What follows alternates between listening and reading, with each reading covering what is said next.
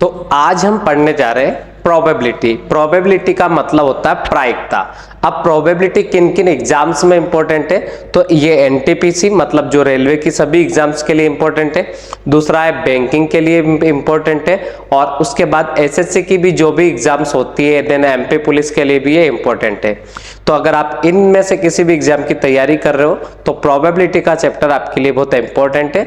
अब प्रोबेबिलिटी का मतलब क्या होता है, प्रायिकता होता है। अब प्रोबेबिलिटी में किस टाइप के क्वेश्चंस होते हैं उन सबको आज अपन देखने वाले हैं। तो पहले तो मैं आज इसके कंसेप्ट बताऊंगा और इसके बाद प्रीवियस ईयर में पूछे गए सभी सवालों को मैं हल करवाने जा रहा हूं। तो सबसे पहले आज हम देखेंगे कि प्रोबेबिलिटी क्या होता है। तो प्रोबेबिलिटी का मतलब होता है प्रायिकता। अब प्रायिकता जो चीज होती है इसको अपन शुद्ध देश में अगर समझे तो इसको हम संभावना भी कह सकते हैं। संभावना का मतलब ये हो जाएगा किसी भी चीज की जो होने की संभावना होती है वो अधिक से अधिक 1 होती है और कम से कम क्या होती है, 0 होती है। तो उसी प्रकार जो प्रोबेबिलिटी होती है किसी भी चीज के होने की प्रोबेबिलिटी मैक्सिमम 1 हो सकती है और मिनिमम 0 हो सकती है। तो प्रोबेबिलिटी का मतलब क्या होता है, प्रायिकता। अब अपन समझेंगे कि इसमें किस किस टाइप से क्वेश्चंस आते हैं, कंसेप्ट क्या है। तो सबसे पहले अगर हम बात करें प्रोबेबिलिटी, तो प्रोबेबिलिटी को अपन कहते हैं संभावना। अब प्रोबेबिलिटी का अगर एक बेसिक सा फंडा देखें तो प्रोबेबिलिटी का मतलब होता है नंबर ऑफ केसेस ऊपर आते हैं इसमें, और नंबर ऑफ फेवरेबल केसेस ऊपर आते हैं और नंबर ऑफ टोटल केसेस जो होते हैं वो नीचे आते हैं। कहने का मतलब ये प्रोबेबिलिटी का फार्मूला। अब नंबर ऑफ फेवरेबल केसेस और नंबर ऑफ टोटल केसेस क्या होते हैं इनको समझेंगे। सबसे पहले अगर हम बात करें तो किसी भी काम के होने की जो संभावना होती है वो मैक्सिमम होती है 1, मतलब वो काम हो जाएगा, और मिनिमम होती है 0, मतलब वो काम नहीं होगा। तो कहने का मतलब जो प्रोबेबिलिटी का जो आंसर आएगा वो 0 और 1 के बीच में आता है। तो पहला हमारा कंसेप्ट यहां पर आया कि प्रोबेबिलिटी का जो आंसर वेरी करता है वो 0 से बड़ा हो सकता है और बराबर हो सकता है, और प्रोबेबिलिटी का जो आंसर आएगा वो 1 से छोटा हो सकता है या उसके बराबर होता है। मतलब पहला कंसेप्ट हमारा ये निकल के आया कि जो प्रोबेबिलिटी का आंसर होगा वो 0 से बड़ा होगा और 1 से छोटा होगा। 0 भी हो सकता है, 1 भी हो सकता है, इनके बीच में भी हो सकता है, पर 0 से छोटा नहीं हो सकता। कहने का मतलब प्रोबेबिलिटी का आंसर कभी भी माइनस में आपको नहीं मिलेगा और ना ही प्रोबेबिलिटी का आंसर कभी आपको 1 से बड़ा दिखेगा। तो क्या क्या आपके आंसर नहीं आ सकते प्रोबेबिलिटी में, इस चीज को अपन समझते हैं। तो मैंने कहा कि 5/4 कभी भी आंसर नहीं आ सकता प्रोबेबिलिटी का। क्यों नहीं आ सकता? क्योंकि अगर हम यहाँ देखते तो 5 बड़ा है 4 से। अब 4 का भाग अगर हम 5 में देंगे तो हमारा आएगा 1.25, तो ये हमारा आंसर कभी भी नहीं आ सकता है प्रोबेबिलिटी में। दूसरा कि क्या माइनस में इसका आंसर आ सकता है, तो बिल्कुल भी माइनस में आंसर नहीं आ सकता, क्योंकि माइनस में आने का मतलब है कि 0 से छोटा आंसर आ रहा है आपका। तो आपका आंसर कभी भी माइनस में भी नहीं आ सकता। आपका आंसर क्या कभी 10 आ सकता है, तो बिल्कुल नहीं आ सकता। 15 आ सकता है, तो ये भी नहीं आ सकता। आंसर जो आ सकता है प्रोबेबिलिटी का वो आपको याद रखना है कि 0 से बड़ा होगा और 1 से छोटा होगा। तो हमारा प्रोबेबिलिटी का जो आंसर वेरी करेगा वो 0 और 1 के बीच में करेगा। ये हमारा पहला कंसेप्ट, और ये प्रोबेबिलिटी का होता है फार्मूला। फार्मूला क्या कहता है प्रोबेबिलिटी का, कि नंबर ऑफ फेवरेबल केसेस ऊपर आएंगे, नंबर ऑफ टोटल केसेस नीचे आएंगे। अब नंबर ऑफ फेवरेबल केसेस और नंबर ऑफ टोटल केसेस क्या होते हैं इनको हम समझेंगे। तो सबसे पहले ये चीज क्लियर हो गई कि जो हमारा प्रोबेबिलिटी का आंसर आएगा वो क्या होगा, 0 से बड़ा होगा और 1 से छोटा होगा। दूसरा है कि प्रोबेबिलिटी का फार्मूला क्या है, कि नंबर ऑफ फेवरेबल केसेस ऊपर और नंबर ऑफ टोटल केसेस नीचे। अब जैसे कि मान लो आप तैयारी कर रहे हैं किसी एग्जाम्स की, एग्जाम्पल के तौर पर, और उसमें आपको 10 घंटे पढ़ाई करने की आवश्यकता है। कितने घंटे पढ़ना चाहिए? मान लो कि 10 घंटे आपको पढ़ाई करना चाहिए। अब अगर 10 घंटे आपको पढ़ाई करना चाहिए और आप उसमें से 2 घंटे पढ़ाई करते हैं, कितने घंटे पढ़ाई करते हैं? 2 घंटे। तो जो टोटल केसेस है ये कितने हो जाएंगे? 10, कि उसमें टोटल पढ़ाई करने के लिए कितने घंटे की आवश्यकता? 10। अब आप कितनी देर कर रहे हैं? ये फेवरेबल केस है, तो फेवरेबल केस का मतलब कितना हो गया? 2 आपका फेवरेबल केस हो गया। अब 2 आपका फेवरेबल केस है तो आपके पास होने की जो प्रोबेबिलिटी है मतलब 1/5। तो अपन ने पढ़ा फेवरेबल केसेस ऊपर आएगा, टोटल केसेस नीचे आएगा। फेवरेबल केसेस किसको कहते हैं? जो आपके फेवर में हो। ठीक है। तो 2/10, क्योंकि 10 ऐसे केस है जिसमें अपन को पढ़ना है 10 घंटे तक, उसमें से आप कितना पढ़ रहे हैं, मात्र 2 पढ़ रहे हैं। तो 2/10 का मतलब क्या हो जाए कि अगर 2 फेवरेबल केस है और टोटल केस कितने 10 है, तो आपका आंसर यहां पर आ जाएगा 1/5। अब इसी चीज को अगर हम परसेंटेज में समझते हैं तो परसेंटेज में कभी भी आपका 0 से और 100 से बीच में आपका आंसर आने वाला होता है। मतलब 100 से बड़ा भी आंसर नहीं आ सकता, किसी भी काम के होने की प्रोबेबिलिटी होती है 100 से ज्यादा नहीं हो सकती परसेंटेज में, और 0 से कम नहीं हो सकती। तो अगर हम फ्रैक्शन में देखेंगे तो हमारा आंसर 0 से बड़ा और 1 से छोटा होगा। परसेंटेज में भी देखेंगे तो 0% से ज्यादा होगा और 100% से कम होगा। मतलब 0% और 100% के बीच में ही आपका आंसर आएगा। जैसे अभी ये 1/5 है, ये फ्रैक्शन है। अब इसको ही फ्रैक्शन में अगर हम चेंज करते हैं, मतलब फ्रैक्शन से परसेंटेज में चेंज करते हैं, तो 100 का मल्टीप्लाई कर देंगे परसेंट में चेंज करने के लिए, तो ये कितना परसेंट कन्वर्ट हो गया 20%। तो आपका आंसर है यहाँ पे 20% चांस है आपके पास होने की। ये याद रखना। अब जैसे कि आप कोई एग्जाम में क्वेश्चन ही करते हैं, अब क्वेश्चन में आप तुक्का मारते हैं, तो आपका तुक्का सही होने की प्रोबेबिलिटी कैसे निकालते हैं। जैसे मान लो आपने 4 ऑप्शन आए A, B, C या D, 4 आपके ऑप्शन है, आपको कोई सा भी आंसर नहीं पता था, आपने तुक्का मार दिया। जैसे आपसे एग्जाम्पल के तौर पर कनाडा की करेंसी कैपिटल पूछा गया है कि कनाडा की कैपिटल क्या है। अब कनाडा की कैपिटल मान लो आपको नहीं पता है और आपको वहां पर ऑप्शन में दे रखा है दिल्ली दे रखा है, दिल्ली के साथ में आपको इस्लामाबाद दे रखा है, उसके बाद में आपको ओटावा दे रखा है, ओटावा दे रखा है, उसके बाद में आपको वहां पर दे रखा है मान लो मास्को दे रखा है। अब आपको इसका आंसर नहीं पता है, अब आपने तुक्का मार दिया कि कोई सा भी मार दिया, आपको पता नहीं कि कोई सा भी अपने तुक्का मार दिया। अब आपका तुक्का सही होने की प्रोबेबिलिटी अपन को निकालना है कि मेरा जो तुक्का सही हो उसकी प्रोबेबिलिटी क्या होगी। तो देखो टोटल यहां पर केस कितने 4 केस है। अब 4 केस में से आंसर कितना है, सिर्फ 1 है, क्योंकि आपको पता है कि अगर हम बात करें कनाडा की कैपिटल की तो वो ओटावा होती है। तो अगर हमारा 4 ऑप्शन में से केवल सी वाला ऑप्शन ही हम टिक करते हैं तो हमारा आंसर सही होता है, और अगर 3 ऑप्शन पे हम क्लिक करते हैं तो हमारा आंसर गलत होता है। तो कहने का मतलब यह है कि यहाँ पर आपको बोला गया है कि आपका आंसर सही हो, उसके लिए अगर हमें प्रोबेबिलिटी निकालनी है तो आपको यहाँ फेवरेबल केस कितना दिखाई दे रहा है 1 दिखाई दे रहा है, और यहाँ पर जो आपका फेवरेबल केस कितना है 1 है। तो आपका आंसर आएगा 1/4। मतलब आपकी जो तुक्का मारने की जो प्रोबेबिलिटी आएगी 1/4। 1/4 का मतलब होता है 25%। मतलब 25% केस में आपका आंसर सही हो सकता है। अब अगर मान लो एक ऑप्शन और होता, मान लो ई ऑप्शन होता, यहाँ पे क्या होता ई ऑप्शन में साथ वो वाशिंगटन डीसी आपको दे देता, क्या दे देता वाशिंगटन डीसी दे देता, तो आपके टोटल केस बढ़ जाते। अब टोटल केस बढ़ जाते तो आपके जो प्रोबेबिलिटी है तुक्का मारने की वो कम हो जाती, क्योंकि अभी तो 25% आ रहा था, अब 1/5 को परसेंटेज में आप कन्वर्ट करोगे तो 20% चांस ही। तो आपको बस इतना याद रखना है कि फेवरेबल केस क्या होता है और फेवरेबल केस टोटल केस क्या होता है। दूसरी वाली बात है कि किसी भी चीज की प्रोबेबिलिटी आना और नहीं आने का जो योग होता है वो भी 1 होता है। मतलब किसी काम के होने का और नहीं होने का जो योग होता है वो कितना होता है 1। अब जैसे इसी क्वेश्चन को समझते हैं कि इस ऑप्शन के प्रोबेबिलिटी मतलब इस आंसर के सही होने की जो प्रोबेबिलिटी है वो 1/5 है, क्योंकि 5 ऑप्शन में से मेरा एक ऑप्शन सही है। दूसरा है कि इसके गलत होने की प्रोबेबिलिटी क्या है, कि तुक्का गलत होने के चांस कितने हैं, तो टोटल 5 ही रहेंगे। फेवरेबल केस कितने, तो फेवरेबल केस की अगर हम बात करें तो फेवरेबल तुक्का 4 ऑप्शन गलत है, क्योंकि ये भी रॉन्ग है, ये भी रॉन्ग है, ये भी रॉन्ग है, ये भी रॉन्ग है, तो यहाँ पे 4/5 आएगा। मतलब 80% यहाँ पर चांस आपका बन रहा है कि आपका आंसर गलत होगा, और 20% चांस आपका यहाँ पे बन रहा है कि आपका आंसर सही होगा। अब 80 और 20 को परसेंटेज में जोड़ेंगे तो 100 होगा, फ्रैक्शन में इन दोनों को जोड़ते हैं, ये प्रोबेबिलिटी आना और ये प्रोबेबिलिटी नहीं आना, इन दोनों का योग कितना हो जाएगा 1 हो जाएगा। ठीक है, आप जोड़ के देखें। तो इससे हमारा एक कंसेप्ट निकल के आ रहा है, वो मैं आपको समझा रहा हूं।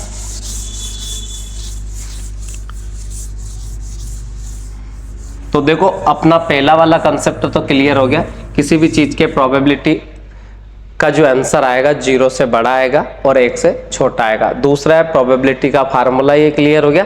तीसरा, किसी भी चीज की प्रोबेबिलिटी आना प्लस प्रोबेबिलिटी नहीं आना बराबर 1 होता है, ये आपको याद होना चाहिए। तो ये पहला कंसेप्ट है हमारा, ये दूसरा है, ये तीसरा कंसेप्ट है, ठीक है। तो प्रोबेबिलिटी बराबर नंबर ऑफ फेवरेबल केसेस ऊपर, नंबर ऑफ टोटल केसेस नीचे। दूसरा कंसेप्ट है कि प्रोबेबिलिटी का आंसर जो होगा वो 1 से बड़ा नहीं हो सकता और 1 से छोटा होगा और 0 से बड़ा होगा। दूसरे वाले बात क्या, तीसरी वाले कंडीशन पे हम चलते हैं। तो किसी भी चीज की प्रोबेबिलिटी आना प्लस प्रोबेबिलिटी नहीं आना का मतलब हो जाएगा बराबर 1। अब अगर आपको पता है कि प्रोबेबिलिटी आना बराबर 1 माइनस प्रोबेबिलिटी नहीं आना, ये भी हम लिख सकते हैं। अगर आपको किसी चीज के प्रोबेबिलिटी नहीं आने का पता है तो आप उसको 1 में से घटा दोगे तो प्रोबेबिलिटी आने वाली बात समझ में आ जाएगी। जैसे उदाहरण के तौर पर आपके घर पे 10 रोटी रखी थी, आप उसमें से 3 रोटी खा गए, तो 3 रोटी अगर हम खा चुके तो कितनी नहीं खाई, तो 7 रोटी नहीं खाई। अब 7 हमने गिन के तो नहीं देखी, पर टोटल में से जो खाई है वो घटा देंगे तो नहीं खाई है वो बच जाएगी। तो उसी प्रकार प्रोबेबिलिटी आना को घटा देंगे टोटल में से तो नहीं आना आ जाएगा, बस। अब हम ये देखेंगे कि इसमें किस किस टाइप के क्वेश्चंस आते हैं प्रोबेबिलिटी में, उन सारे कंसेप्ट को अपन समझेंगे, उसके बाद अपन क्वेश्चन करेंगे इसके। तो सबसे पहले अगर देखो इसमें कार्ड से क्वेश्चन आते हैं, काई से क्वेश्चन आते हैं, कार्ड से हम बाद में देखेंगे, पहले क्वाइन से क्वेश्चन आते हैं सबसे पहले। अब क्वाइन की बात करें कि जैसे एक सिक्के को उछाला जाता है, अब एक सिक्के को जब उछाला जाता है तो उससे रिलेटेड क्वेश्चन आएगा कि ऊपर हेड आएगा कि टेल आएगा, ऐसे क्वेश्चन इसमें पूछे जाएंगे। तो आज हम सिर्फ क्वाइन वाले क्वेश्चन करेंगे, फिर कल मैं आपको कार्ड वाले क्वेश्चन कराऊंगा, फिर बॉल वाले क्वेश्चन कराऊंगा, फिर एग्जाम में जो फेल पास होने वाले क्वेश्चंस आते हैं वो अपन करेंगे सारे के सारे। तो आज सिर्फ हम क्वाइन के क्वेश्चन करेंगे, उसके बाद वाले क्वेश्चन हम बाद में करेंगे। तो सबसे पहले अगर हम क्वाइन की बात करते हैं तो जब भी एक क्वाइन को उछाला जाता है तो क्वेश्चन में आपसे पूछेगा कि एक क्वाइन उछाला जाता है, ऊपर हेड आने की प्रोबेबिलिटी बताओ या टेल आने की प्रोबेबिलिटी बताओ। फिर 2 क्वाइन उछालेगा, 2 क्वाइन उछाल के दोनों में हेड की बोल सकता है, दोनों में टेल की बोल सकता है, वो कुछ भी बोल सकता है। तो सिर्फ आज हम क्वाइन बेस्ड क्वेश्चन करने वाले, इसको अपन समझेंगे। फिर डाइस वाले क्वेश्चंस भी आते हैं, डाइस वाले भी करेंगे। अब सबसे पहले क्वाइन की अगर हम बात करें तो क्वाइन में हम समझेंगे कि टोटल केस कैसे निकालते हैं। तो टोटल केस निकालने का क्वाइन में फार्मूला होता है 2 की पावर n। और टोटल फेज जो होते हैं इसमें, टोटल फेज की अगर हम बात करें तो जो टोटल फेज होते हैं इसमें 2 ही होते हैं, और वो क्या क्या होते हैं टोटल फेज, एक तो हेड आता है या फिर टेल आता है। आपको पता ही होगा कि हर सिक्के के 2 पहलू होते हैं, तो वो 2 पहलू, एक हेड होता है एक टेल आता है। जैसे सिक्के को जब आप उछालोगे तो या तो हेड आएगा या फिर टेल आएगा। अब टोटल केस निकालने का, सिक्कों का टोटल केस निकालने का जो फार्मूला होता है वो यही होता है 2 की पावर n। अब मान लो कि मैंने एक सिक्का उछाला तो टोटल केस कितने आ जाएंगे 2, n की जगह आपको 1 रखना। अब आपने 2 क्वाइन उछाले तो 2 की पावर 2 रख देंगे, तो टोटल केस कितने बनेंगे 4। मान लीजिएगा कि आपने 3 क्वाइन उछाले तो 2 की पावर कितने बनेंगे 3 बनेंगे, तो टोटल केस कितने बनेंगे 8। तो आज हम सिर्फ क्वाइन वाले क्वेश्चन करेंगे। अगले वाले वीडियो में मैं डाइस और उसके बाद कार्ड, या फिर ऐसा होगा टाइम बचेगा तो क्वाइन के साथ में डाइस वाला क्वेश्चन भी करा दूंगा। तो अभी हम सिर्फ क्वाइन वाले क्वेश्चन करा रहे हैं। तो सबसे पहले क्वाइन में टोटल केस निकालने का फार्मूला मैंने आपको बता दिया कि 2 की पावर n इसका फार्मूला है, बस ये चीज याद रखना। और क्वाइन में क्या क्या आ सकता है, तो या तो हेड आ सकता है या फिर टेल आ सकता है। अब सपोज आपको पहले ही क्वेश्चन उसने पूछा कि जब एक क्वाइन को उछाला जाता है तो कैसे कैसे क्वेश्चन आएंगे। तो सबसे पहले अभी मैं एक क्वाइन वाला बता रहा हूं। देखो जब सिंपल सी बात है कि एक क्वाइन उछालेगा तो या तो हेड आ सकता है या टेल आ सकता है, तो ये तो हमारे टोटल केस बने। तो प्रोबेबिलिटी का जो आंसर आएगा, तो प्रोबेबिलिटी में टोटल केस तो कितना आ जाएगा 2, क्योंकि अपन रखेंगे 2 की पावर 1। अब 2 की पावर 1 टोटल केस से रखेंगे तो नीचे तो कितना आ जाएगा 2। अब अगर वो बोलता है कि हेड आने की प्रोबेबिलिटी आपसे पूछ रहा है तो आप बताओ कि हेड कितनी जगह लिखा हुआ है यहाँ पर, एक ही जगह लिखा हुआ है, क्योंकि या तो हेड आ जाएगा, जैसे ये हाथ दिखा रहा हो ऐसे ही है, तो इसमें एक फ्रंट साइड है एक बैक साइड है। अब या तो ये दिखा सकता हूँ या फिर मैं ये दिखा सकता हूँ। तो ऐसे ही सिक्का जब उछाला जाएगा तो ऊपर या तो हेड आ जाएगा या फिर टेल आ जाएगा। तो हेड आने की प्रोबेबिलिटी, तो हेड कितनी जगह लिखा हुआ है, एक जगह लिखा हुआ है, तो आंसर आ जाएगा 1/2, क्योंकि हमारा प्रोबेबिलिटी बराबर फार्मूला है कि नंबर ऑफ फेवरेबल केसेस ऊपर और नंबर ऑफ टोटल केसेस नीचे। तो हेड आने की प्रोबेबिलिटी बोलेगा तो भी एक जगह, टेल आने की बोलेगा तो भी टेल भी एक ही जगह लिखा है, तो उसका भी आंसर आ जाएगा 1/2। अगर हेड नहीं आने की बोलेगा तो हेड नहीं आने की बोलेगा, इसका मतलब है कि टेल की बोल रहा है तो भी 1/2, और टेल नहीं की बोलेगा तो भी 1/2। मतलब आप सीधी सी बात याद रखें, प्रोबेबिलिटी में जब एक कॉइन उछाल के बोलता है तो सीधा आंसर 1/2 ही आएगा। बस ये ध्यान रखना आपको कि जब एक कॉइन उछाल के कुछ भी बोलता है, वो हेड आने की बोलता है तो भी 1/2, टेल आने की बोलता है तो भी 1/2, टेल नहीं की बोलता है तो भी 1/2, हेड नहीं की बोलता है तो भी 1/2। मतलब सीधा सा याद रखो कि प्रोबेबिलिटी में एक कॉइन उछाल के कुछ भी पूछेगा, आंसर हम बताएंगे 1/2। अब अगर एक ही कॉइन को 2 बार उछालता है, जैसे एक कॉइन उछाला, डबल से उसने उछाला फिर से उसी को उठा के, और बोलता है दोनों बार हेड आने की प्रोबेबिलिटी, तो देखो उसमें क्या करना है। देखो सिंपल सा फंडा है, जब एक बार उछाल रहा है तो 1/2 आएगा। अब उसने बोला कि पहली बार जब उछाला जाए तब भी हेड आए और दूसरी बार उछाला जाए तो भी फिर हेड आए। तो अब देखो पहली बार हेड आने का प्रोबेबिलिटी तो 1/2 हो गया, और बोल रहा है तो फिर से 1/2 का मल्टीप्लाई कर देंगे। 3 बार उछालता है, तीनों बार हेड चाहिए तो भी आपको 1/2 कर देना है। जब 3 बार उछाल रहा है तो सीधा आ जाएगा 1/8। अब क्वेश्चन क्या हुआ कि अगर एक कॉइन को 3 बार तक उछाला जाता है और तीनों बार हेड आने की प्रोबेबिलिटी बोल रहा है, तो 1/2, 1/2 और 1/2, या फिर ट्रिक बना सकते हैं आप कि जितनी भी बार बोलेगा 1/2 की पावर n, ये आपका आंसर आएगा। कि अगर 4 बार उछाल रहा है, 4 ही बार हेड आने की बोले, 4 ही बार टेल आने की बोले, 2 बार हेड की बोले, फिर टेल की बोले, कुछ भी बोले, पर जितनी बार उछाल रहा उतनी बार n का मान यहाँ रख देना। अगर 3 बोलता है, 3 बार उछलेगा तो 1/8, 4 बार उछलेगा तो 1/16, 2 बार उछलेगा तो 1/4, और अगर एक बार उछालता है तो 1/2। सिंपल सा फंडा है।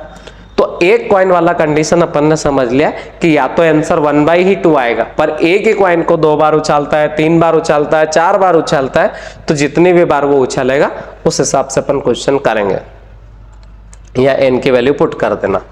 ठीक है। अब 2 कॉइन उछाल के हम देखते हैं, जब 2 कॉइन को उछाल के क्वेश्चन वो पूछेगा तो क्या पूछ सकता है। देखो सबसे पहले अगर हम देखेंगे तो 2 कॉइन उछालने के बाद जो टोटल केस निकलते हैं, तो टोटल केस आएगा 2 की पावर 2, तो टोटल केस बनेंगे 4। तो हमारी प्रोबेबिलिटी में डायरेक्ट आ जाएगा कि नीचे तो आएगा 4, क्योंकि हमारा प्रोबेबिलिटी का फार्मूला है नंबर ऑफ फेवरेबल केसेस ऊपर और नंबर ऑफ टोटल केसेस नीचे। तो इसका मतलब नीचे तो 4 हो गया। अब अपन फेवरेबल केस देखते हैं, तो टोटल जो फेज बनेंगे वो बनेंगे, टोटल फेज 4 बनेंगे। 4 कौन कौन से बनेंगे वो देखते हैं। तो या तो दोनों सिक्कों पर हेड आ सकता है, जैसे 2 सिक्के अपन ने उछाले, एक यहाँ उछाला और एक यहाँ उछाला, दोनों पे या तो हो सकता है, जैसे मेरे इन हाथों को आप हेड समझेंगे तो दोनों पे हेड आ सकता है, या दोनों पे टेल आ सकता है, एक पे हेड आ सकता है, एक पे टेल आ जाएगा, इस पे टेल आ जाएगा तो इस पे हेड आ जाएगा, ऐसा सेटअप बन सकता है। तो या तो दोनों पे हेड आ सकता है या फिर दोनों पे टेल आ सकता है। पहले पे हेड आ सकता है तो दूसरे पे टेल आ सकता है, पहले पे टेल आ जाएगा तो दूसरे पे हेड आ जाएगा। तो ये टोटल 4 केस बनेंगे, और इसके बाद मैं आपको बिना फोटो बनाए भी करा सकता हूँ, मतलब डायरेक्ट कर सकता हूँ, क्योंकि ये केस अपन एग्जाम में बनाएंगे तो टाइम वेस्ट होगा, तो मैं बिना इसके भी करा दूंगा। बट मैं चाहता हूँ पहले अपन कंसेप्ट बना लें, उसके बाद डायरेक्ट वाले तरीके से भी इसको कर सकते हैं। तो सबसे पहले आपको बोला गया है कि जब 1-2 कॉइन उछाले जाते हैं तो टोटल केस तो 4 बनेंगे, ये तो हमें समझ में आ गया। अब अगर मान लो मैं आपसे पूछूं कि 2 कॉइन उछाले जाते हैं, दोनों में ऊपर हेड आने की प्रोबेबिलिटी बताओ।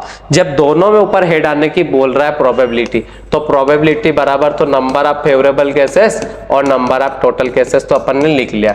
इसका मतलब नीचे तो 4 आ गया।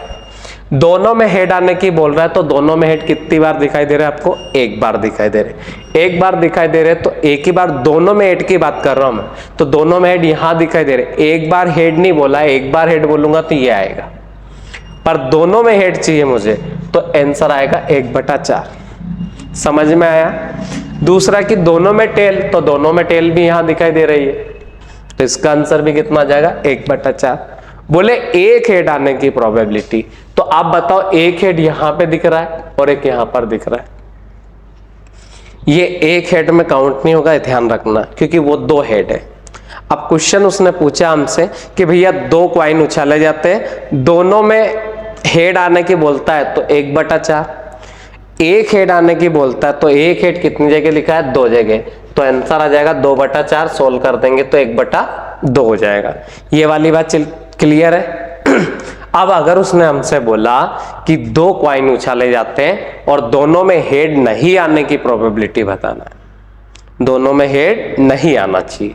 अब दोनों में हेड नहीं आना चाहिए का मतलब क्या होता है, तो दोनों में हेड नहीं आना चाहिए का मतलब होता है दोनों में टेल आना चाहिए। अब दोनों में टेल कितनी जगह दिख रहा है आपको, एक जगह दिख रहा है, तो इसका आंसर कितना आ जाएगा 1/4। समझ में आया आप लोगों को। अगर बोलता है कि दोनों में टेल नहीं आना चाहिए तो मतलब दोनों में हेड आना चाहिए, दोनों में हेड नहीं आना चाहिए तो मतलब दोनों में टेल आना चाहिए। बस ये चीज आपको याद रखना है।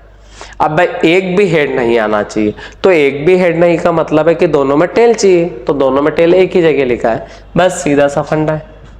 तो ये था अपना सेटअप 2 वाला, जब 2 कॉइन उछालता है। अब 3 कॉइन उछालेगा और क्वेश्चन पूछेगा तो कैसे करेंगे उसको समझेंगे, और उसके जस्ट बाद में आपको डायरेक्ट सारे क्वेश्चन कैसे करेंगे वो मैं आपको बताऊंगा। सारे कॉइन कितने भी उछाले डजंट मैटर, बस अपन डायरेक्ट करेंगे ना। आपको ये डाइज मतलब सेट बनाना भी नहीं पड़ेगा, पूरा का पूरा लिखना भी नहीं पड़ेगा कि कौन कौन से हेड कॉइन में हेड आ सकता है कि टेल आ सकता है। तो सबसे पहले 3 कॉइन उछाले जाते हैं जब, तो 3 कॉइन उछाले जाएंगे तो टोटल केस बनेंगे 2 की पावर 3, इट मीन्स 8 केस बनेंगे। अब 8 केस लिखना थोड़ा डिफिकल्ट हो जाता है, टाइम वेस्टिंग है, बट आपको एक बार कंसेप्ट बन जाएगा, उसके बाद अपन डायरेक्ट करेंगे। तो सबसे पहले अगर मैंने कहा तीनों में हेड आ सकता है, तीनों में टेल भी आ सकता है, पहले में हेड आ जाए, दूसरे में भी हेड आ जाए और तीसरे में टेल आ जाए, फिर पहले में टेल आ जाए, दूसरे में हेड आ जाए, तीसरे में हेड आ जाए। या फिर ऐसा हो सकता है कि पहले में टेल आ जाए, दूसरे में टेल आ जाए, फिर हेड आ जाए, फिर हेड आ जाए, टेल आ जाए, टेल आ जाए। या ऐसा हो सकता है कि हेड आ जाए, टेल आ जाए, हेड आ जाए, या फिर टेल आ जाए, हेड आ जाए और टेल आ जाए। अगर आपको ये बनाने में कंफ्यूजन होता है तो मैं आपको अच्छा सा सिंपल सा फंडा बता देता हूं कि 3 बार हेड लिख लेंगे, 3 बार टेल लिख लेंगे, पहले 2 बार हेड लिखेंगे और 1 बार टेल लिखेंगे, इसको जस्ट उल्टा कर देंगे। अब यह 2 बार हेड लिखा था, जस्ट उल्टा कर देंगे कि 2 बार टेल लिखेंगे और 1 बार हेड लिखेंगे, इसको जस्ट उल्टा कर देंगे। 1 बार टेल को बीच में रख लेंगे, अपोजिट दूसरे लिख लेंगे, 1 बार हेड को बीच में रख लेंगे, अपोजिट में आगे पीछे में दूसरे रख लेंगे। बस ये सरल है। अब अगर मान लो कि इसको भी एग्जाम में नहीं करना चाहिए, क्योंकि एग्जाम में अगर इस चीज को आप करते हो तो कुल मिला के आपका टाइम वेस्ट होगा, बट मैं अभी आपके कंसेप्ट बना दूं, उसके बाद डायरेक्ट क्वेश्चन करेंगे। देखो सबसे पहले अगर मैं आपसे कहूं कि प्रोबेबिलिटी में नीचे तो 8 आएगा, क्योंकि टोटल केस तो हमारे कितने बन रहे हैं 8। अब उसने हमसे बोला है कि भैया 3 कॉइन उछाले जाते हैं, तीनों में हेड आने की प्रोबेबिलिटी बताना है। तीनों में हेड आने का मतलब ये है कि तीनों में हेड आपको कितनी बार दिखाई दे रहा है, तो 1 बार दिखाई दे रहा है, इसका आंसर आ जाएगा 1/8। बोले तीनों में टेल आने की प्रोबेबिलिटी, तो तीनों में टेल भी कितनी बार लिखा हुआ है, 1 ही बार लिखा हुआ है, तो इसलिए आंसर आ जाएगा 1/8। अब आपसे यूं बोला गया कि भैया 3 कॉइन उछाले जाते हैं पर 2 हेड आने की प्रोबेबिलिटी बताना। आप मुझे दिखाओ कि भाई 2 हेड कितनी जगह लिखा है, तो 2 हेड एक तो यहां है, एक यहां पर है, एक यहां पर है, तो 3 जगह लिखे हुए, और 3 जगह लिखे होने का मतलब आंसर आ जाएगा 3/8। बस इतना आपको याद रखना है। बोले 1 हेड आने की प्रोबेबिलिटी, तो 1 हेड आपको ढूंढना है, वो कितनी जगह लिखा है उसको भी देख ले। अब यहां तो 2 हेड है, यहाँ पे भी 2 हेड है, या 1 हेड है, एक तो ये हो गया, एक यहाँ पे भी 1 हेड है, एक ही हो गया, और एक यहाँ पे भी 1 हेड है, तो यहाँ पर भी 1 हेड है, तो इसका आंसर भी कितना आ जाएगा 3/8। तो आपको मैंने क्या बताया कि अगर तीनों में हेड चाहिए तो एक जगह, तीनों में टेल चाहिए तो एक जगह, दो हेड चाहिए तो तीन जगह, यहाँ पे भी, यहाँ पे भी और यहाँ पे भी, और एक हेड चाहिए तो भी हमें एक एक जगह, तीन जगह मिल गया। तो आंसर 3/8। सेम क्वेश्चन वो टेल में पूछ सकता है या हेड में पूछ सकता है, डजंट मैटर। तो हेड में पूछा ऐसा कैसा, अगर वो टेल में भी पूछता है तो भी आपको वही वाला तरीका याद रखना। यहां तक कोई कंफ्यूजन? अब देखो, अब वो क्वेश्चन जरूरी नहीं कि आप केवल हेड टेल से ऐसे कैसे ही पूछता है, वो ऐसे पूछता है कि भैया 2 कॉइन उछाले जाते हैं, कम से कम 2 हेड आने की प्रोबेबिलिटी बताओ, या कम से कम 1 हेड आने की प्रोबेबिलिटी बताओ। मतलब इसमें वो कंडीशन लगा देता है कम से कम या अधिक से अधिक। अब 3 कॉइन उछाले जाते हैं, अधिक से अधिक 1 हेड आने की प्रोबेबिलिटी बताओ, तो इसमें आपको कंफ्यूज कर सकता है वो। और ये बहुत बेसिक चीज है, 11th-12th में सब बच्चे पढ़ते हैं, पर जनरली क्या है कि 11th-12th करे हुए टाइम अगर आपको हो गया है तो फिर ये चीज ध्यान में नहीं रहती, और अगर आप मैथ्स बैकग्राउंड के नहीं होते तो भी थोड़ा बहुत इश्यूज आपको आते हैं। तो सबसे पहले अगर मैं आपसे कहूं कि अगर वो कम से कम बोलेगा या अधिक से अधिक बोलेगा, उस चीज को हम क्या समझेंगे? पहले इसके लिए एक बेसिक उदाहरण समझते हैं कि अगर मैंने आपसे कहा कि आपके पास कितने रुपए, और आपने बोला कि अधिक से अधिक 200 रुपए, तो इसका मतलब है कि अधिक से अधिक आपने बोला है, क्या बोला है कि अधिक से अधिक 200 रुपए। तो अगर आपने मुझसे कहा कि अधिक से अधिक आपके पास 200 रुपए, तो अधिक से अधिक 200 का मतलब ये हुआ कि आपके पास 200 से ज्यादा नहीं, मैक्सिमम अगर आपके पास हो सकते तो 200 हो सकते हैं, इससे ज्यादा नहीं। इसका मतलब है 200 से कम ही होंगे, मतलब 0 रुपए भी हो सकते हैं आपके पास, 10 भी हो सकते हैं, 100 भी हो सकते हैं, 50 भी हो सकते हैं। तो इसका मतलब ये हुआ कि 200 से कम ही है। अब अगर आपसे मैंने पूछा कि आपके पास कितने रुपए, और आपने कहा कि कम से कम 500 रुपए, अब इसका मतलब ये है कम से कम में कि कम से कम 500 है, तो इसका मतलब ये है कि कम से कम 500 का मतलब 500 तो है ही सही, बट मैक्सिमम में कितने भी हो सकते हैं, 500 भी हो सकते हैं, 1000 भी हो सकते हैं, 1 लाख भी हो सकते हैं, 10 लाख भी हो सकते हैं। आया समझ में? तो कहने का मतलब है कि कम से कम में आपको ध्यान है अधिक की तरफ, और अधिक से अधिक में आना है कम की तरफ। जैसे आपने मुझसे पूछा कितनी रोटी खाते हैं, तो कम से कम मैंने कहा 2 रोटी खाता हूं, तो इसका मतलब क्या हुआ, कम से कम 2 तो खाता ही हूं, 2 से ज्यादा भी मैं खा सकता हूं। और अगर मैंने आपसे पूछा कि आप कितनी खाते हैं, तो आपने कहा अधिक से अधिक 5 खाते हैं, तो इसका मतलब है कि 5 से ज्यादा रोटी आप नहीं खा सकते, 5 से कम ही खाएंगे। सेम यार अगर मैं यहाँ पे चलता हूं, देखो ऐसे भी करेंगे अपन कि 3 कॉइन उछाले जाते हैं, तो प्रोबेबिलिटी का एस तो सेम ही रहेगा, नीचे तो 8 आना है, कम से कम 1 हेड आने की प्रोबेबिलिटी बताओ। अब इस चीज को अच्छे से समझना कि कम से कम 1 हेड आना चाहिए, तो कम से कम 1 तो आना ही चाहिए, और इंग्लिश में इसको अपन बोलते हैं एटलीस्ट, ठीक है ना। और कम से कम को एटलीस्ट, और अधिक से अधिक को एटमोस्ट। तो कम से कम 1 हेड आने की बोल रहा है, तो कम से कम तो 1 तो चाहिए ही चाहिए, 2 भी आ जाए तो अच्छी बात है, 3 भी आ जाए तो और अच्छी बात है। तो कम से कम 1 हेड बोला है, तो 1 से कम नहीं आना चाहिए। जैसे मैंने आपसे कहा कि कम से कम मैं 1 रोटी खाऊंगा, इसका मतलब मैं 1 रोटी तो खाऊंगा ही खाऊंगा, 1 से अधिक मैं कितनी भी खा सकता हूं। तो कम से कम 1 हेड की बोल रहा है, तो 1 हेड से कम नहीं चलेगा, बाकी 2 भी चलेगा, 3 भी चलेगा। तो केवल इसमें 0 हेड आपको दिखाई दे रहा है, यहाँ पे 3 हेड, और ये केस भी हमारा है, ये 2 केस भी चलेगा, 2 वाला ये भी चलेगा, 1 वाला ये भी चलेगा, 1 वाला ये भी चलेगा, ये भी चलेगा, ये भी चलेगा। तो ऐसे हमारे पास 7 केस बन रहे हैं, और 7 केस का मतलब होता है 7/8। तो क्वेश्चन है हमारा कि 3 कॉइन उछाले जाते हैं, कम से कम 1 हेड आने की प्रोबेबिलिटी, मैंने कंडीशन दी है साथ में कम से कम में उससे ऊपर जाना है आपको, मतलब 1 तो चलेगा ही चलेगा, 2 भी चाहिए, 3 भी चाहिए। अब तीनों केस हमने ढूंढे, तो इसमें कितने केस बन रहे? 7 केस। अब अगर वो यूं बोलता कि अधिक से अधिक 1 हेड आने की प्रोबेबिलिटी, तो इसका मतलब 1 से कम की तरफ जाना है, मतलब 1 वाला केस तो रहेगा बट 0 वाला भी आ जाएगा कि अधिक से अधिक 1 हेड आना चाहिए, तो अधिक से अधिक 1 आना चाहिए, तो 1 से ज्यादा नहीं आना चाहिए। तो 1 आने के केस हम देखेंगे, तो यहाँ पे कितने दिख रहे हैं 1 आने के केस, तो 1 यहाँ पर आपको दिख रहा है, यहाँ एक यहाँ और एक यहाँ, 3 केस तो ये एक आने वाले, यहाँ पर भी एक है, यहाँ पर भी एक है और यहाँ पर भी एक है, तो 3 तो ये हो गए। और 1 से कम वाला केस भी चलेगा, तो एक केस ये हो गया कि इसमें 1 से भी कम है, तो ऐसे केस बनेंगे 4। तो इसका आंसर आ जाएगा फिर 4/8। तो इसका आंसर सोल्व करने के बाद आ जाएगा 1/2। सेम है कि 2 डाइस में भी ऐसा पूछ सकता है क्या?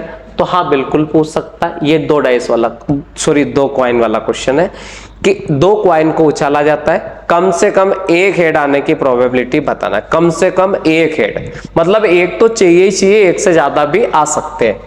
तो एक तो चाहिए, एक से ज्यादा भी आ सकते हैं, तो केवल एक से कम नहीं चाहिए, मतलब ये दोनों टेल वाला नहीं चाहिए, ये भी चलेगा, ये भी चलेगा और ये भी चलेगा। तो फिर आंसर आ जाएगा 3/4। तो फिर इसका आंसर कहेंगे अपन 3/4। यहां तक कोई डाउट है? दूसरा है कि अगर आपको जैसे डाउट रह जाता है तो इसका जस्ट मैं अगला वीडियो भी बनाऊंगा।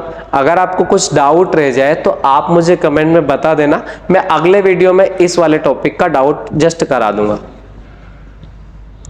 तो कम से कम वाला के देख लेते हैं। अब अधिक से अधिक वाली कंडीशन में इसमें समझ लेते हैं कि भैया 2 कॉइन उछाले जाते हैं, अधिक से अधिक एक हेड आने की प्रोबेबिलिटी बताना।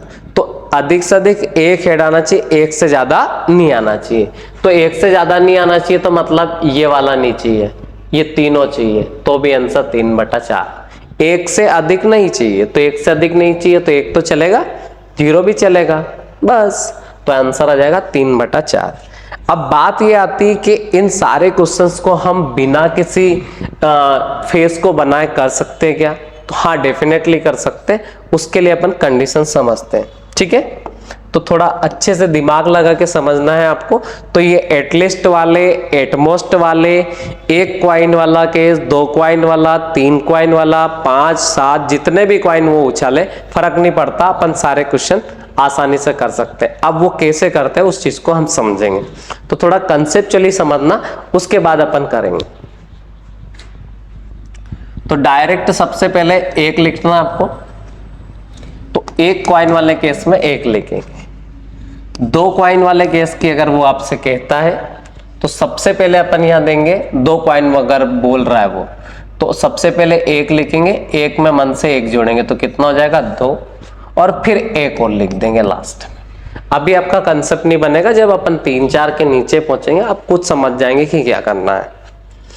फिर अगर 3 कॉइन वाले केस के लिए अपन क्या करेंगे, तो यहां लिखेंगे 3 का 3 ही, यहां से आगे का 1 ही लिखेंगे, 1 में 2 जोड़ देंगे तो 3 हो जाएगा, 2 में 1 जोड़ देंगे तो 3 हो जाएगा, फिर लास्ट में 1 का 1 लिख देंगे। तो ये 3 कॉइन के लिए हो जाएगा।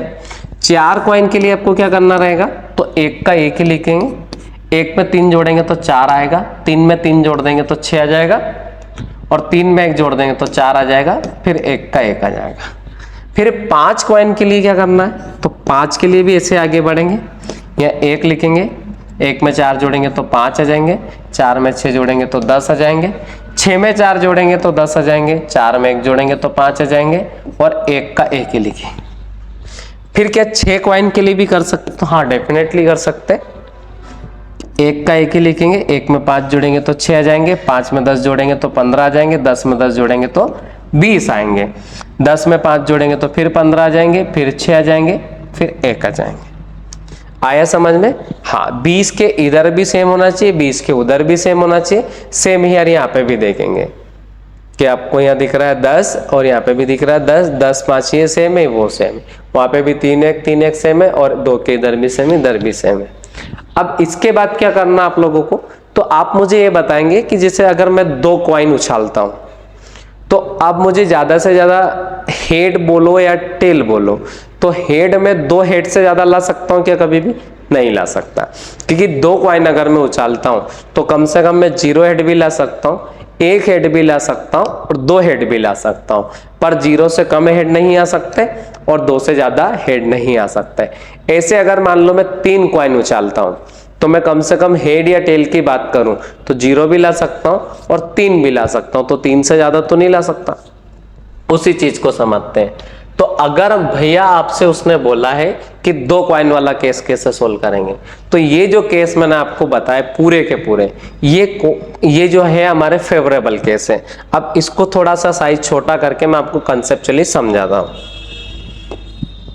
तो इसको अपन यहां साइड में रख देते हैं ताकि आपको अच्छे से समझ में आ जाए, ठीक है।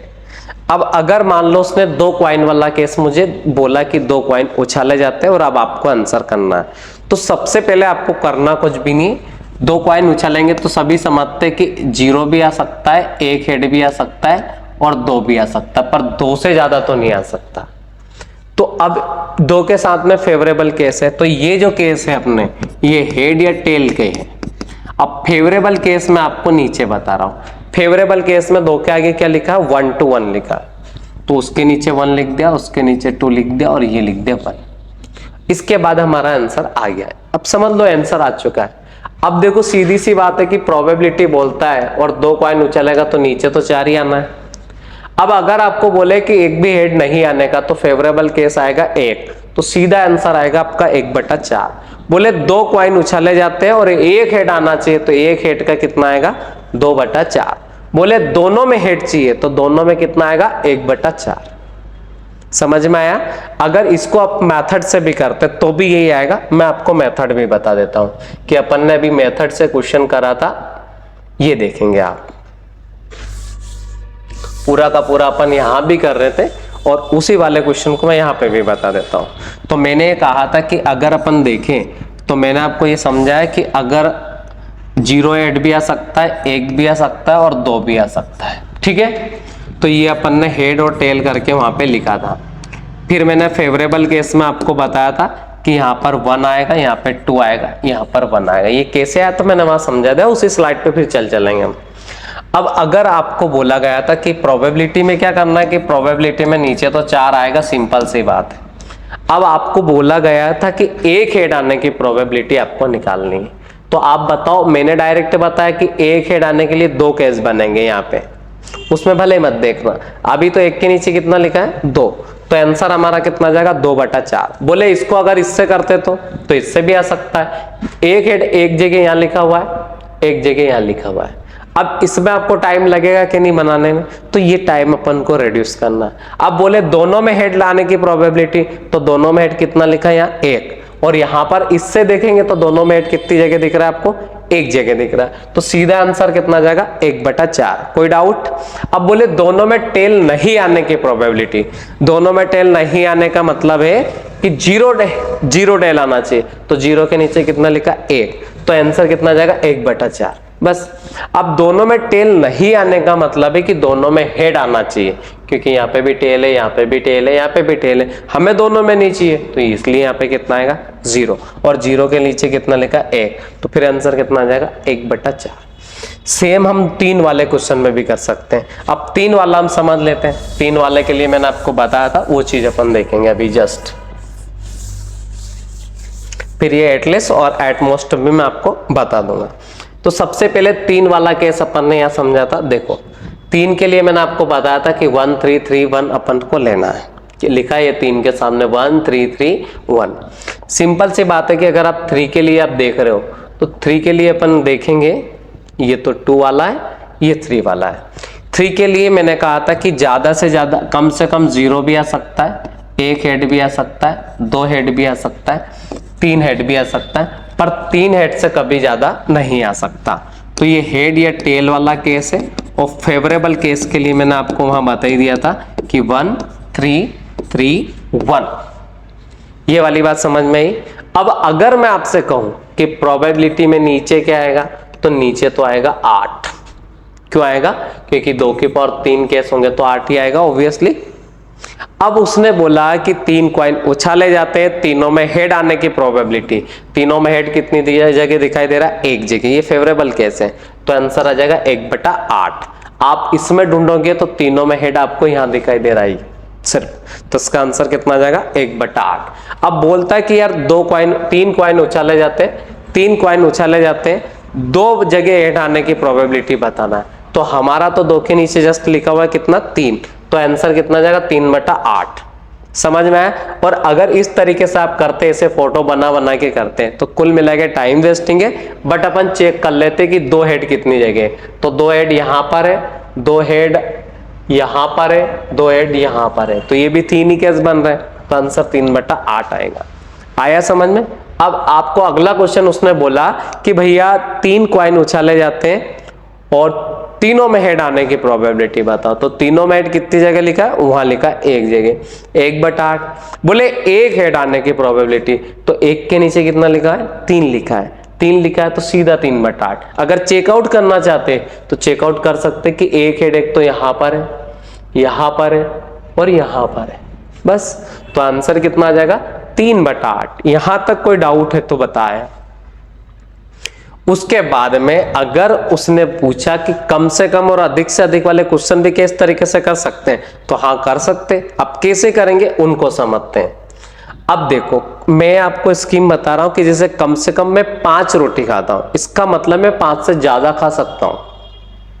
तो उल्टा हो रहा है ना, कम से कम बोल रहा है और 5 से ज्यादा चल रहा है। अब मैंने कहा कि अधिक से अधिक मैं 5 रोटी खाता हूं, तो अधिक से अधिक बोल रहा हूं, तो इसका मतलब मैं 5 से कम ही खा सकता हूं। तो उल्टा चलना है बस कुल मिला के, कि कम से कम बोल रहा है तो उससे ज्यादा पे जाना है, अधिक से अधिक बोल रहा है तो उससे कम पे आना है।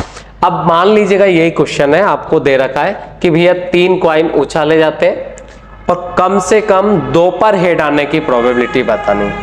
कम से कम 2 हेड आने की प्रोबेबिलिटी पूछ रहा है आपसे, तो आपको बोला कम से कम बोला ना तो अधिक की तरफ जाना है बस। तो कम से कम 2 तो चाहिए ही चाहिए, 2 भी चलेगा 3 भी चलेगा। तो 2 के नीचे कितना लिखा हुआ है, 3 लिखा हुआ है, 3 के नीचे कितना लिखा हुआ है, 1 लिखा है, तो इन दोनों को जोड़ देंगे, आंसर आ जाएगा 4/8। कितना आ जाएगा, 4/8।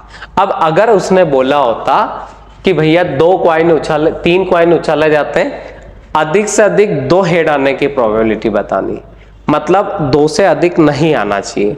तो अधिक से अधिक बोल रहा है तो 2 से कम की तरफ चलेंगे। अब 2 से कम की तरफ चलेंगे तो 3 केस ये, 3 केस ये, 6 और 1 केस ये, तो कितना केस हो गया, 7 केस हो गए। तो आंसर आ जाएगा कितना, 7/8। यहाँ पे जरा भी डाउट है तो क्लियर कर सकते हैं आप, ठीक है। आप मुझे कमेंट में बता देना, जस्ट मैं इसका अगला वीडियो बनाऊंगा उसमें ये वाला कंसेप्ट क्लियर करा दूंगा। अब अगर आपको यह बोला उसने कि भैया 3 कॉइन उछाले जाते हैं, कम से कम 1 हेड आने की प्रोबेबिलिटी बतानी। अब अगर कम से कम 1 हेड की बोल रहा है तो कम से कम 1 की बोल रहा है ना, तो आपको 1 से अधिक की तरफ जाना है। तो भी 3 3 6 और 1 कितना हो जाएगा, 7। तो इसका आंसर कितना हो जाएगा, 7/8। अब मान लो कि उसने 4 कॉइन उछालने की बोल दी, तो हम कैसे करेंगे। तो मैं आपको डायरेक्ट स्कीम बताया, 4 कॉइन की बोलता है तो यहां से करेंगे। सीधी सी बात है कि अगर वो 4 कॉइन उछालता है तो कम से कम 0 भी आ सकता है और 4 हेड तक पूछ सकता है। तो 4 कॉइन उछाल के हम क्वेश्चन करके बताते हैं आपको। 4 कॉइन उछालने की बोलेगा तो हेड और या टेल जो आ सकता है वो 0 भी आ सकता है, 1 भी आ सकता है, 2 भी आ सकता है, 3 भी आ सकता है और 4 भी आ सकता है। इसके जो फेवरेबल केस बनेंगे, फेवरेबल केस क्या बनेंगे, 1 4 6 4 1 बनेंगे। तो 1 4 6 4 1 बनेंगे। यहां तक कोई डाउट है। अब बोल रहा है आपसे कि 4 कॉइन उछाले जाते हैं, तो ऑब्वियसली टोटल केस 2 की पावर 4 बनेंगे। अब 2 की पावर 4 को हम कहते हैं 16। तो प्रोबेबिलिटी का आंसर में नीचे तो 16 कंफर्म है, ठीक है। दूसरी वाली बात है कि 16 कंफर्म हो गया। अब आपसे पूछा गया कि भैया 2 पर हेड आने की प्रोबेबिलिटी बताओ, तो 2 के नीचे कितना लिखा है, 6 लिखा है, तो 6/16 आंसर, काट के 3/8 आंसर। अब बोल रहा है कि 4 कॉइन उछाले जाते हैं, 3 पर हेड आने की प्रोबेबिलिटी बताओ, तो 3 के नीचे क्या लिखा है, 4 लिखा, तो 4/16 आंसर आ जाएगा। बोले 1 पर हेड आने की प्रोबेबिलिटी बताओ, तो 1 के नीचे क्या लिखा है, 4 लिखा है, 4/16। बस इतना आपको याद रखना है। तो 4 कॉइन वाला केस भी हो गया कवर। अब अगर मान लो 5 वाला पूछ लेता है आपसे, तो आप डायरेक्ट यही लिख लेते हैं, अपन टाइम वेस्ट नहीं करेंगे। तो हेड और टेल वाला केस यहां पर आ जाएगा, 0 केस, 1 केस, 2 3 4 और 5, ठीक है। अब फेवरेबल केस उसके नीचे लिख लिया अपन ने। अब अगर आपसे उसने बोला कि 5 कॉइन उछाले जाते हैं, 3 पर हेड आने की प्रोबेबिलिटी बताओ, तो देखो 5 कॉइन अगर उछाले जाते हैं तो टोटल केस 2 की पावर 5 बनेगा। अब 2 की पावर 5 का मतलब जो बनेगा वो हो जाएगा 32। कितना हो जाएगा? 32। तो 2 की पावर 5 का मतलब हो गया 32। अब उसने बोला कि 4 पर हेड आने की प्रोबेबिलिटी बताओ, तो 4 के नीचे कितना लिखा है? 5 लिखा है, तो आंसर आ जाएगा 5/32। बोले 3 हेड आने की प्रोबेबिलिटी बताओ, 3 के नीचे कितना लिखा है? 10 लिखा हुआ है, तो आंसर आ जाएगा 10/32। और ज्यादा सोल्व कर दोगे तो 5/16। तो इस तरीके से अपन क्वाइन वाले सारे क्वेश्चन कर सकते हैं। और अब मेरे हिसाब से आपकी ये प्रॉब्लम खत्म हो चुकी होगी, चाहे 1 क्वाइन बोले या 2 बोले या 3 बोले या 5 क्वाइन बोले, 7 बोले या 8 बोले, कितने भी क्वाइन का क्वेश्चन बिना किसी फेज बनाए अपन कर सकते हैं। तो आज सिर्फ हम इतना पढ़ेंगे प्रोबेबिलिटी में। तो आज मैंने क्वाइन वाले क्वेश्चन करा दिए, कल मैं आपको डाइस के साथ साथ कार्ड वाले करा दूंगा, तो 2 टाइप कवर हो जाएंगे। और बाकी के जो क्वेश्चन है मैं अगले वीडियो में हम कम करके पूरा का पूरा कवर कर लेंगे। अगर आप इंटरेस्टेड हो तो आप देखिए। धन्यवाद।